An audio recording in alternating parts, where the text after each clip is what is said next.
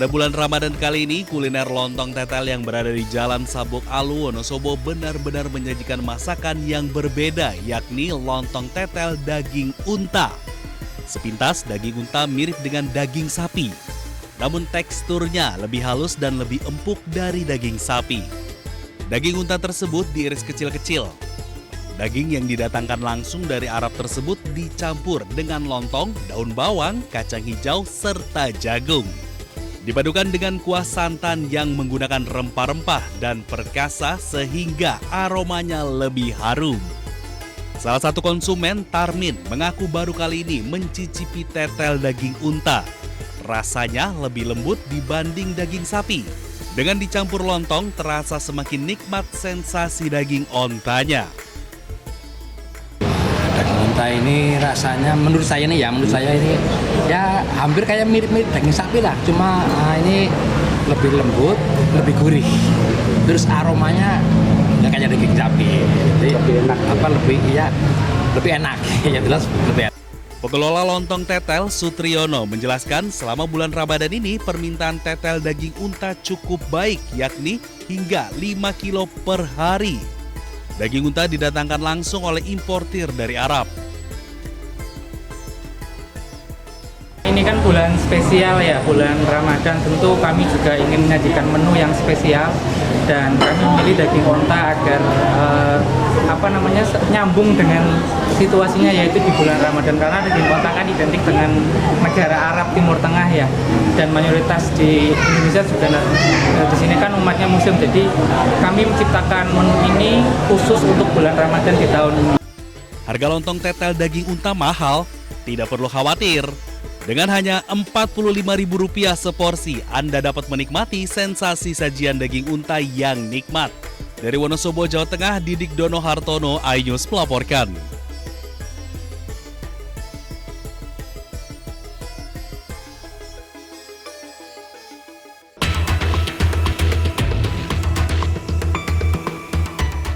Badan Narkotika Nasional ungkap temuan terkait peredaran rokok elektrik atau vape yang mengandung zat narkotika jenis baru, termasuk etomidate, obat bius cair.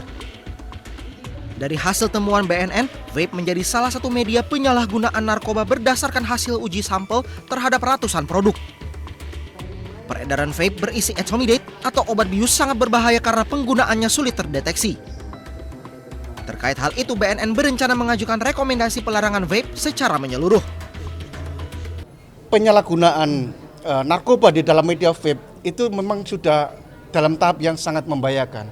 Jadi kami memang memberikan rekomendasi agar vape pada akhirnya adalah dilakukan pelarangan seperti negara-negara yang lain. Vape tanpa narkoba maupun dengan narkoba itu juga sama bahayanya. Sebelumnya BNN telah memeriksa 438 sampel cairan vape dalam beberapa hari terakhir. Hasilnya 23,97% diantaranya positif mengandung narkoba. Dari Jakarta, Amri Narida, Jimmy Jasin, iNews melaporkan.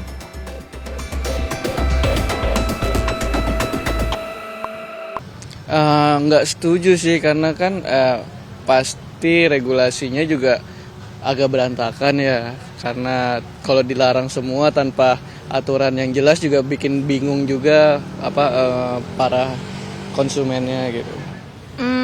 Sebenarnya sih setuju nggak setuju ya. Cuma kan kalau misalnya lagi di tempat umum gitu kan, kita kan suka ketemu sama orang yang ngerokok sama nge-vape juga kan.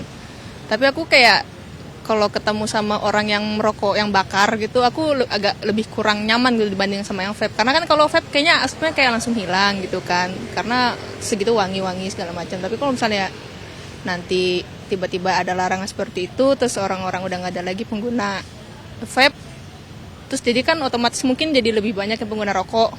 Ya mungkin jadi banyak aja ya yang ngerokok bakar gitu, jadi aku nggak begitu suka soalnya.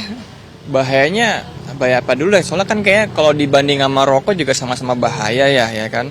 Juga kalau liquid pun kan juga kebanyakan yang udah ada bea cukai yang dimana pasti kan melewati proses BPOM kan gitu. Jadi kalau saya sebagai pengguna vape gitu, ya sampai sekarang juga masih sehat-sehat aja gitu, bukan berarti menantang atau gimana, tapi nggak terlalu bahaya lah menurutnya. Pertama Singapura, Sejak 1 Februari 2018, pemerintah melarang total kepemilikan, penggunaan, pembelian, impor, penjualan, dan distribusi rokok elektrik. Denda bagi pengguna bisa mencapai 25,3 juta rupiah. Sementara pelaku impor dan penjualan sekitar 126,3 juta rupiah dan atau 6 bulan penjara untuk pelanggaran pertama, serta sekitar 252,6 juta rupiah dan atau 12 bulan untuk pelanggaran berulang. Kedua, Vietnam. Per Januari 2025, Vietnam melarang secara total produksi, perdagangan, impor, penyimpanan, transportasi, dan penggunaan rokok elektrik serta tembakau yang dipanaskan. Sanksi bagi yang terlibat dalam aktivitas impor, produksi, atau distribusi vape sangat berat. Denda mencapai sekitar 1,7 miliar rupiah atau penjara hingga 15 tahun. Lalu ketiga, Thailand. Larangan total terhadap vape berlaku sejak 2014. Aktivitas kepemilikan, penjualan, dan impor dapat berujung denda atau penjara. Pelanggar bisa dijatuhi hukuman penjara hingga 10 tahun dan denda hingga sekitar 250 juta rupiah tergantung tingkat pelanggaran. Keempat, Brunei Darussalam. Berdasarkan Tobacco Order 2005, pelanggar menggunakan vape di tempat yang dilarang dikenakan denda hingga sekitar 3,8 juta rupiah untuk pelanggaran pertama dan denda lebih besar untuk pelanggaran berikutnya. Sementara penjual dan pengimpor dikenakan denda hingga sekitar 12,7 juta rupiah. Dan kelima, Laos yang mulai melarang vape pada Juli 2018 dengan penegakan hukum bervariasi di setiap wilayah.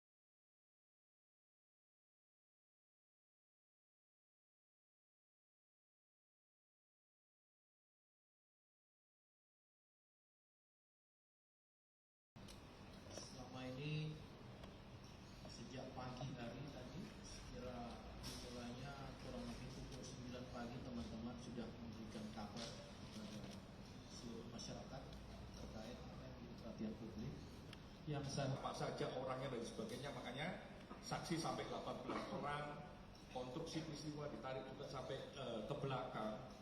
Ini menandakan juga bagi kami tadi dengan wujud perbuatan dan pada pasal-pasal yang dilanggar oleh terduga pelanggar, pada putusan sidang KKIP yang pertama sanksi etika, yaitu perilaku pelanggar dinyatakan sebagai perbuatan tercela. Yang kedua, pada putusan sidang KKIP sanksi administratif berupa penempatan dalam tempat khusus selama 7 hari terhitung mulai tanggal 13 sampai dengan 19 Februari 2026 di ruang Patsus Biro Provos Div Propam Polri dan telah dijalani pelanggar. Yang B, tadi A ya, pemberhentian tidak dengan hormat atau PTDH sebagai anggota Polri. Atas putusan tersebut, pelanggar di hadapan ketua dan anggota komisi pada putusan sidang menyatakan menerima.